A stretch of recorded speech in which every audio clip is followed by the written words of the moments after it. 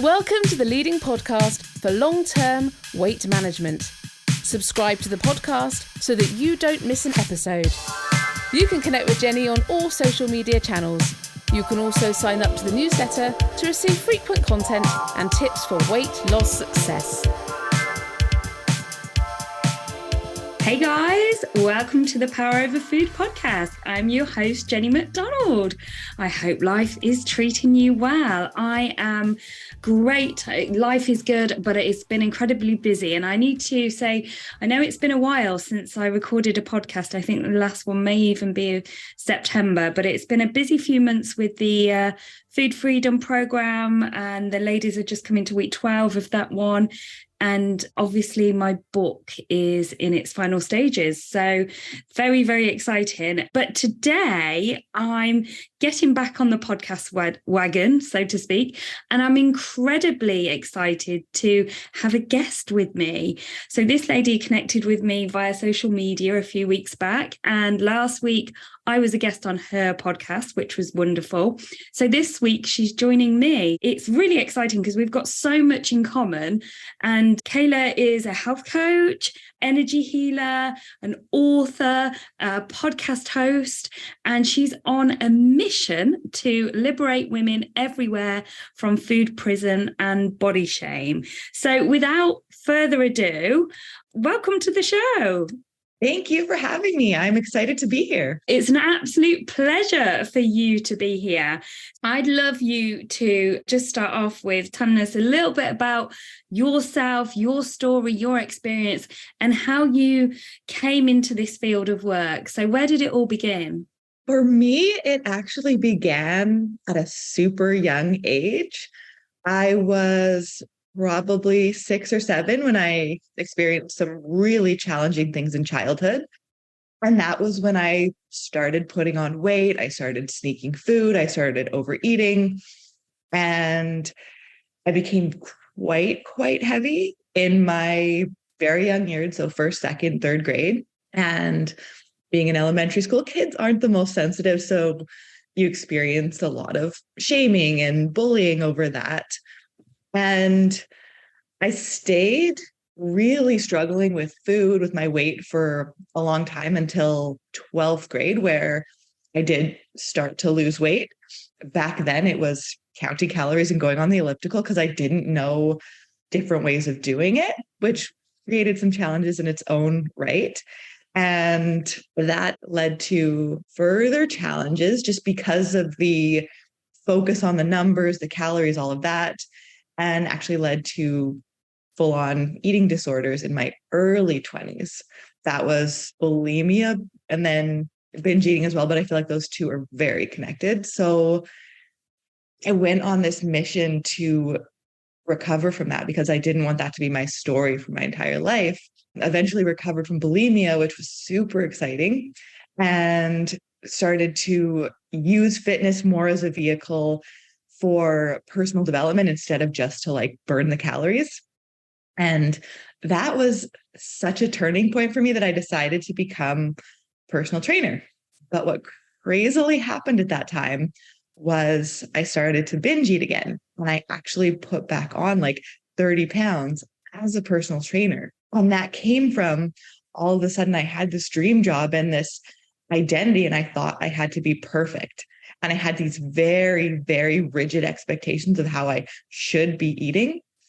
And that created circumstances where I crumbled under the pressure and then had to deal with the shame of now I've gained all this weight, working as a personal trainer, not leading by example.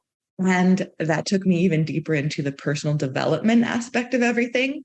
I started to do work with Mark David at the Institute for the Psychology of Eating.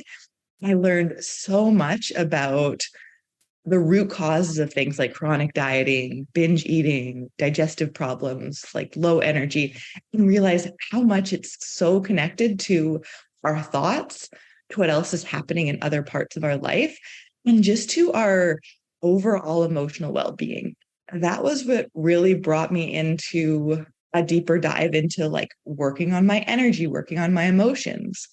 What happened right at the beginning of the pandemic was I had gotten really consistent with doing these habits that kept me in alignment, that really took care of my emotions.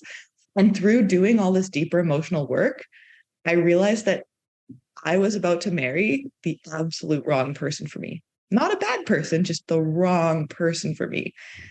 And I truly think that a lot of my binge eating prior to that, once the kind of personal training stressors had worn off, was because I was trying to not face the fact that I was in this very misaligned relationship.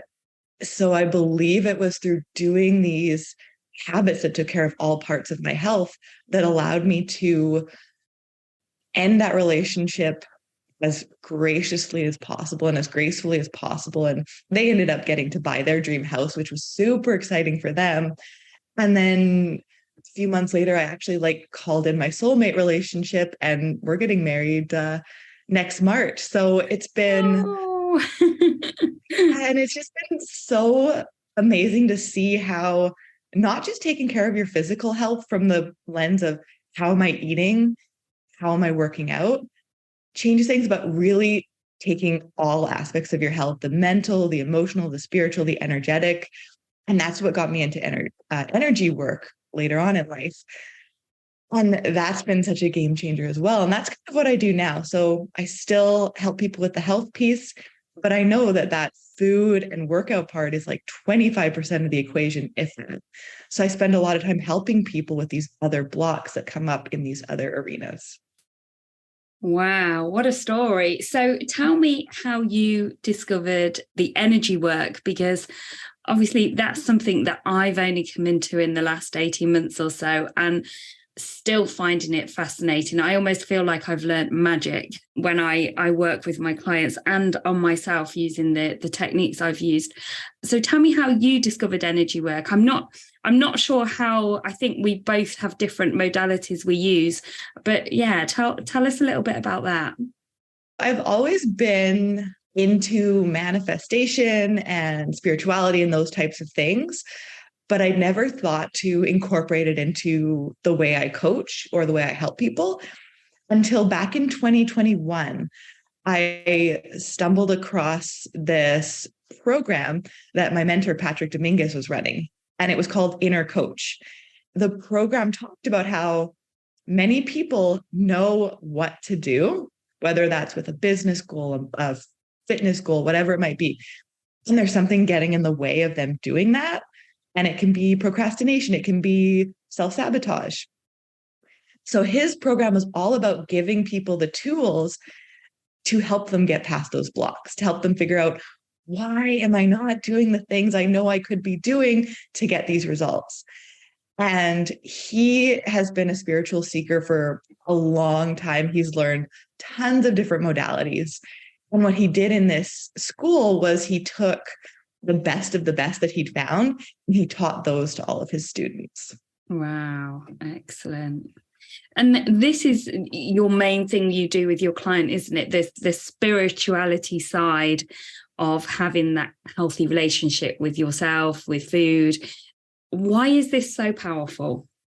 I think the biggest reason why it's so powerful is it turns challenges with eating or weight or whatever it might be from being this thing that's like a nuisance, that's like, if I could just get rid of this thing, everything would be better, which causes us to feel a lot of resentment, a lot of stress. It takes it from being that to being this doorway to actually expanding and to growing and to becoming this more present, joyful version of ourselves. And when we look at it through that lens, like, this is not a nuisance. This is like one of my divine assignments.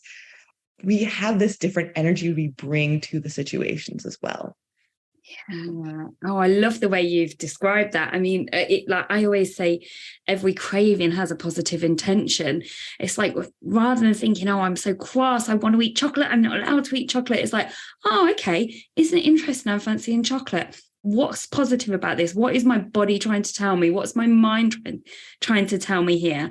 It can be something as simple as, oh yeah, I am feeling quite emotional today because XYZ's happened, or yes, it is my menstrual cycle, or actually I just fancy chocolate because I've seen it on the Christmas advert, or there's, and it's just about being that more in touch with yourself, isn't it? About who you are, not just your mind, but your body, listening to your body, and all of those different kind of pieces of the jigsaw puzzle seem to fit together when you're more connected with yourself. And I that's how I describe energy work now when I'm talking to someone.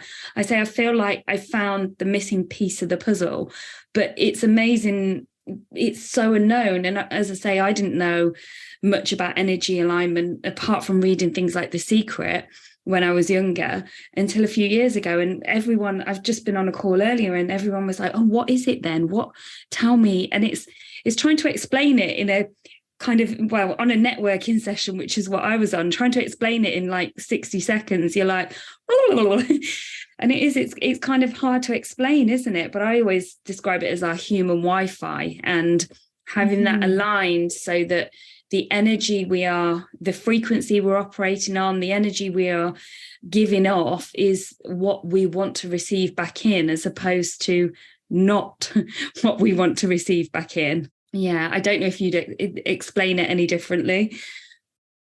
I have an analogy that is not as glamorous as that, but it makes a lot of sense to me just in the way I see alignment.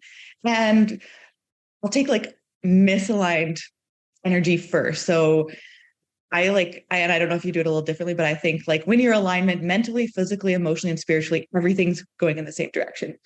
So when your energy isn't aligned, I like to think of it as like a person that's walking 4 very untrained dogs.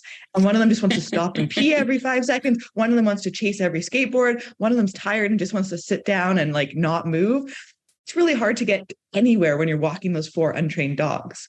And when you get your energy into alignment, it's like you got a sled of 4 very well-trained sled dogs, and they're all taking you where you want to go. So that's not as glamorous, but it's the one that kind of makes sense to me. And I'm kind of a dog person. So I know, I love that. And I use the term all the time about being in flow. And it is when those dogs are pulling you, you are completely in flow and everything just seems to fall into place. It's like, oh yeah, that's brilliant. And you're always on time. Different people come into your life and you're like, oh my God, you just meet people. Everything just seems to slot in, doesn't it? When you're in that flow state. Brilliant. Yes. Oh, so I love that analogy. That's a great one. I might have to steal it. Go ahead. Like I said, it's the best one I've found to describe in layman's terms because it is such a big topic and it can be a lot to like wrap your head around. And it's also, you don't see it. So sometimes it's hard for people to realize how much it actually does impact everything. I think everyone can relate, even if you're not a dog person, everyone can relate to dogs that stop and sniff every 5 minutes. Okay, then. So do you have any tips, any golden nuggets, whether that's just one or a few, that you could give to our listeners that they could implement into their lives immediately? 2 big ones that are coming up off the top of my head. One is finding some kind of repeatable, nurturing practice to move through any type of emotion. I have a 5-part journal process I use, and I use it daily to see what's coming up, what am I feeling in my body, what do I need, and what do I want to create from these emotions. So it's just a really good way to help anyone who struggles with things like emotional eating, binge eating, stress eating, because then instead of feeling that compulsion to turn to food, what I found is once I used this enough, I had the compulsion to go journal instead of use food, which was super cool. And then since we are talking about this alignment piece, something else that I started doing in 2020 that I feel like had some of the biggest payoff was instead of trying to do a whole bunch of things, I really got clear on what are the things that are going to move the needle the most, and I'm going to prioritize getting consistent in them. So I focused on 1 or 2 habits, and I made sure that the habits addressed physical, emotional, mental, and spiritual health. So I kind of had 1 or 2 for each of those arenas so that I wasn't just thinking about what I was eating or how I was working out all the time. It was how am I taking care of all 4 pillars of my health? I love that. And I think it is picking things that you want to do, that you're happy to do, and that work well together. And it's also not overwhelming yourself, isn't it? Because people go on, as we know from previous experience, a diet, and it's like, I've got to be perfect, and I've got to do this, I've got to do that. And it's like, oh, actually, if you just tweak a few things in your life, if you just go out walking, if you're not walking, for example, if you just tweak some of your meals, it can make such a difference. I like the way you said taking care of myself. I'm always saying, how can you nourish your body, as opposed to how can you lose weight or be smaller? It's about looking after yourself, isn't it? And that is something that I think everybody that has a difficult relationship with food struggles with. They struggle with their own self-care because they are spending so much time doing for others, whether that's working late, whether it's doing for others in their family, children, parents, caring. We seem to not prioritize our own needs. Very true. Yes. And then I think another challenge that people run into when they are hyper-focused on weight loss, and this was me as well, is it's those healthy habits they may be doing are for the sole purpose of losing weight. They're not coming from that place of, I'm enough, I'm awesome, and I want to feel as good as possible. So let me go do this workout. Let me go take this walk. Let me eat this salad because I know I'm going to have energy and like aliveness in my body from eating this. Yeah, totally. And that's where it becomes all or nothing, isn't it? It's like, I'll do this for now while I'm losing weight, and I've got to do it all the time. But then as soon as that switch goes off and we're like, oh, I'm not going to lose weight now, it's nearly Christmas or whatever it is, that habit goes out the window. So whilst you might have been developing something that would have been great for leading a healthy lifestyle, because we only focus on it for weight loss, it comes and goes as we're in that weight loss mindset. Exactly. So I think that's one of the most powerful shifts a person can make is, I'm doing this because I want to feel as good as possible, because my energy matters to me, because my mood matters to me, because my clarity of mind matters to me. And all of that can be boosted by the movement and food choices I'm making in a day. Yeah, 100%. So I have another question for you. What would you tell your younger self? 6-year-old Kayla, in addition to a lot of the struggles she was going through, my mom also got super sick right around that time. And being a 6-year-old child, you attribute it to, these things happened to me. My mom got sick. It was obviously my fault. So I would tell her, it was not your fault. I see that you used any tools you had to survive at that time. And that tool was food, because you didn't have much else. So thank you for finding what you could to survive, because we've got a lot of good stuff now because you stuck it out and kind of took the burden of the hard part of life. Thank you for sharing that with us. I'm sure that will resonate with others. I think sometimes we really don't explore and think about how our relationship with food could start at such a young age, and through circumstances beyond our control, and through logic that isn't necessary logic, but as a young child, it makes perfect sense. And we're trying so hard to make sense of the world, aren't we, when we're that age, that we're just figuring it out, and whatever's gone, it's about just being accepting of that and letting that pass and acknowledging. And So what about 20-year-old Kayla then? I had a lot of really like volatile romantic relationships, if you call them that. I would tell her, you are badass and you do not need to make yourself small for these people in your life. And one day you are going to find someone who doesn't think you're too much, who adores the heck out of you, and you won't even be thinking about these other guys that you're crying over all the time. Lovely. And again, I'm sure there are listeners thinking, yeah, I can relate to that, or maybe even I need to hear that today. So thank you so much for your honesty. You're welcome. How do you work with your clients then? Is it mainly one-to-one? Right now, it is one-to-one. We start with their physical health because that is a good place to start. Like you said, it just takes a few shifts to increase a person's energy, increase their capacity, start to get them to see some of the results they're looking for. We start there with just a few shifts, and then we move into some of the mindset work to just prime them for the other work that's coming. And the biggest mindset shift we do, and this is something your listeners could work on as well, is getting out of that problem-solving mindset, because it's so big in like the weight loss, fitness, health field. Instead of trying to like solve a health challenge or solve your weight problem or like solve your binge eating, start to think about creating and get into creative mode instead of problem-solving mode, and think, what kind of relationship do I want to have with food? What kind of person do I want to be when stressful situations come up? How do I want to respond to them? And we get them into this creative mode and just allow them to start to bring these things to them. And the cool thing is when you're creating, all of the stuff that might have felt like a problem almost just fades away by default because they're not part of that new story you're telling. Yes, totally. I call it, it's very similar, living in the energy of the question. I say we often live in the energy of, why is it so hard to lose weight? Why will I always struggle? Why is it always me?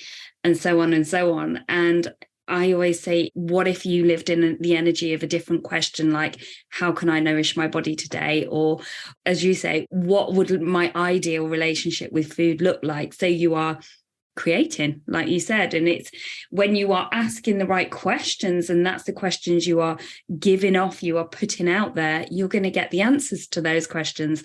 Whereas if you ask, why is it so hard, you're going to get all the answers as to why it is hard. Exactly, because our brain just scans for whatever questions we're asking it. It'll come up with answers either way. And I think that's something that's really cool about mindset and brain work, is that you can have the exact same situation, but based on the questions you're asking or what you're kind of subconsciously trying to prove, you'll come to completely different conclusions, and it's the exact same situation. Yeah, definitely. Fantastic. I was also going to ask about your book, because as my listeners know, I am just in the process of, well, I'm on my next edit of my book. It's been back from the beta readers, which is so exciting. So tell me about your book. Yeah, so this book is called Your Body is Not a Weapon: Healing a Fractured Relationship with Food, Physique, and Sexuality. It really dives into the lessons I've learned and the challenges I've experienced. I share the stories so that the reader can feel like they're not alone, but then I always bring it back to the reader. I get them to think, does this particular challenge or roadblock apply to me? And then each chapter has these journal prompts and then these activations. So you're able to actually integrate the different chapters in the book. Amazing. So it's like your story, but also to help the reader explore their relationship with themselves too. It's supposed to be available very soon. So I'm working with publishers, and they've said something between December 8th to 15th. However, they also said it was going to be out the second week of November. So okay, I know publishing is like a big thing. There's all these moving parts. So I'm hoping that will be the correct time. And yeah, I'm just excited to bring this out into the world. I'm excited for you. I can't wait for that date for myself. So, well, good luck with the launch. And you please do let me know when it's available, and I can give you a shout out on my social channels as well. Fantastic. Thank you. Oh, finally, how can my listeners connect with you? Where can they find you? I am on the major social media platforms, TikTok, Facebook, Instagram, at Kayla Van Egdom. I also do have a podcast, which you mentioned you are going to be the guest for next week's episode, I believe. And that is called Slay and Thrive: Transforming Your Body and Mind Through Spiritual Growth. So it's really health coaching meets energy alignment, meets shadow work, so that you're evolving instead of just doing that like problem solving strategy thing. Yay. And I will, of course, put all the links in the show notes as well for anybody listening. Thank you so much. It's been an absolute pleasure talking to you and connecting with you. And I know that we will be able to stay connected now. We have met and both shared our stories with each other. Yes, thank you for having me. It has been really great getting to know you. Yes, you too. Just to our listeners, we're recording this very early December. I'm going to try and pop another podcast together over the festive season and be with you guys very soon. As always, I love hearing from you. As I say, I know it's been a while, but feel free to drop me a message. Let me know how you're getting on. Let me know any struggles that you're having, and I can try and tailor some things for you in the next episodes. Yeah, that is all from both of us, and I will see you soon. Have a great week wherever you are in the world. Take care.